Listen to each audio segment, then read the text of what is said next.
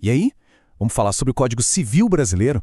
A gente costuma pensar nele como um livro de regras super complicado, né? Mas e se a gente olhasse para ele de outro jeito? Como algo que, na verdade, organiza o nosso dia a dia, desde que a gente nasce até quando se abre uma empresa. Ele está lá, definindo as regras do jogo. Vamos mergulhar nisso para entender como funciona. Pois é, essa analogia é perfeita. O Código Civil não é só um documento para advogados. Ele é, no fundo, o grande manual que todo mundo usa, mesmo sem perceber, para jogar o jogo da vida em sociedade. E para que serve esse manual todo? Bom, o objetivo é botar ordem na casa, criar o que o pessoal do direito chama de paz social. Antigamente era tudo resolvido no grito, na força. Hoje a gente tem essas regras para organizar tudo. Casamentos, contratos, a posse de um bem, tudo para que o jogo possa fluir de um jeito seguro para todo mundo. Beleza. Se a vida em sociedade é esse grande jogo, a primeira coisa que a gente precisa saber é quem são os jogadores, certo? O Código Civil apresenta duas categorias principais de participantes oficiais. E é bem simples, na verdade. De um lado, temos a pessoa natural, ou seja, o ser humano, de carne e osso. Do outro lado, a pessoa jurídica. Aí a gente pensa na empresa, na firma, numa associação. São entidades que são criadas e que também entram no jogo para valer. Ok, então a gente já sabe quem são os jogadores. Mas o que permite que eles entrem em campo?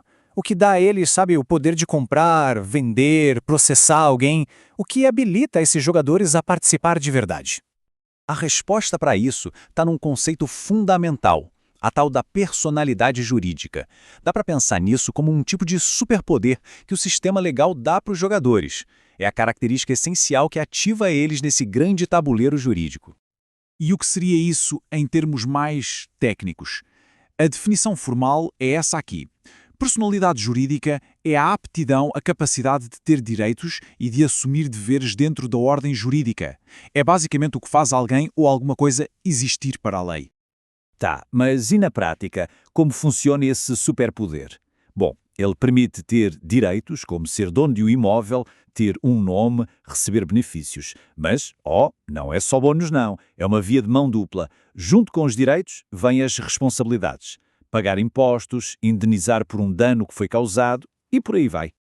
E bem na hora que a gente acha que pegou o jeito das regras, o jogo revela uma camada a mais de complexidade. Acontece que nem todo mundo que participa desse jogo tem esse superpoder por completo. Vamos ver como isso funciona. E aí surge uma dúvida bem curiosa. Será que dá para participar do jogo jurídico, fazer algumas jogadas, sem ter a personalidade jurídica completa? A resposta, olha, pode surpreender.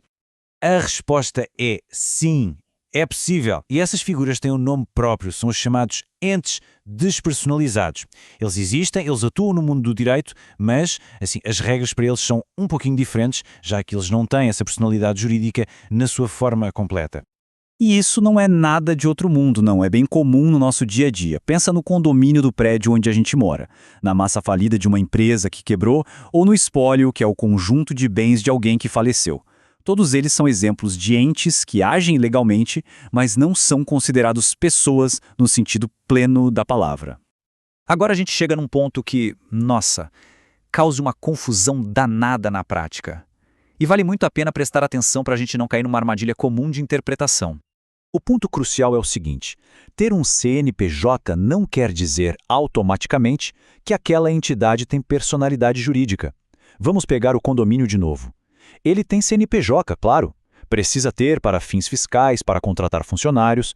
Mas como a gente acabou de ver, ele é um ente despersonalizado. O CNPJ é uma ferramenta de controle tributário. Ele não define a natureza jurídica da coisa. Ufa! Bastante coisa, né? Vimos quem são os jogadores, o que é esse superpoder e até os casos especiais que fogem à regra. Agora, para fechar, vamos juntar tudo isso e visualizar o placar final do nosso jogo. Então, para resumir de um jeito bem claro, no universo jurídico, nós temos os sujeitos de direito. De um lado, os entes personalizados, que são as pessoas naturais e as jurídicas, com personalidade plena. Do outro lado, os entes despersonalizados. Eles não têm essa personalidade, mas a lei dá a eles direitos e deveres bem específicos para que eles possam funcionar.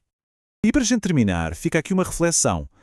Se um condomínio ou um espólio pode ter direitos, pode processar e ser processado na justiça, mesmo sem ser tecnicamente uma pessoa jurídica, O que, no fundo, significa ser uma pessoa aos olhos da lei. É uma questão que mostra como o direito é criativo para organizar o jogo tão complexo que é a nossa vida.